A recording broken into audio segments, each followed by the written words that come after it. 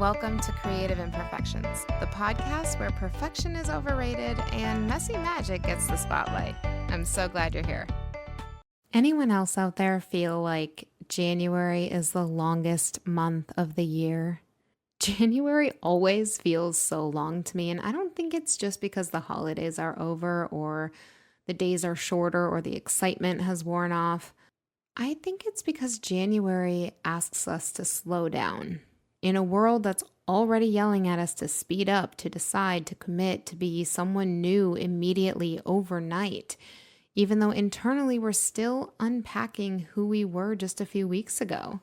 There's this dragging feeling in January, this sense that time stretches instead of moves cleanly forward. And maybe that's because we're crossing some invisible threshold, not fully in the old year anymore, but not quite settled into the new one either.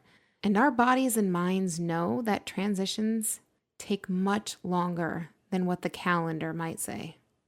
Think about it. We carry so much into this month. Expectations, unfinished business and emotions from last year, lessons we didn't quite process yet.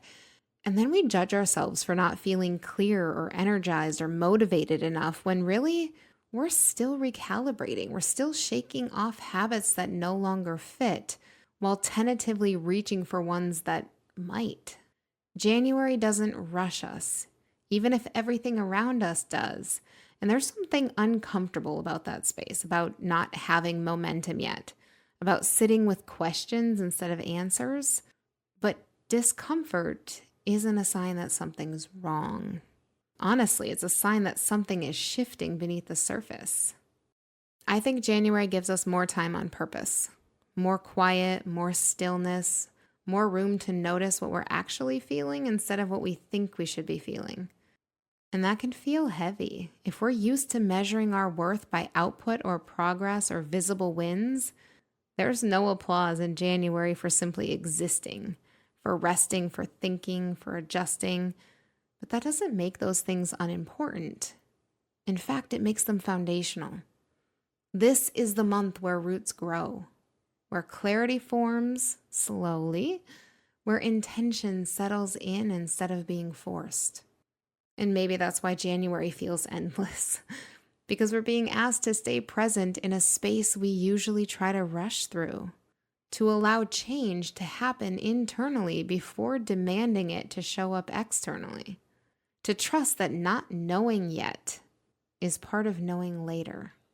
We don't need to fix January or hurry it along or fill every quiet moment with productivity just to prove we're moving forward. Sometimes forward movement looks like waiting, listening, letting the new year arrive in us gradually instead of all at once. So if this month feels long to you, if it feels slow or awkward or unfinished, maybe that's not a problem to solve.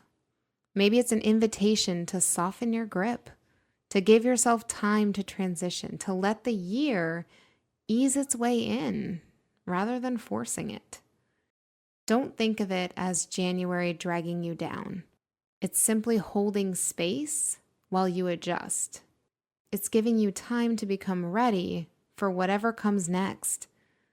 And if you let it do its quiet work, that stretched out feeling won't be wasted time. It'll be preparation. And that's usually where the most meaningful change begins.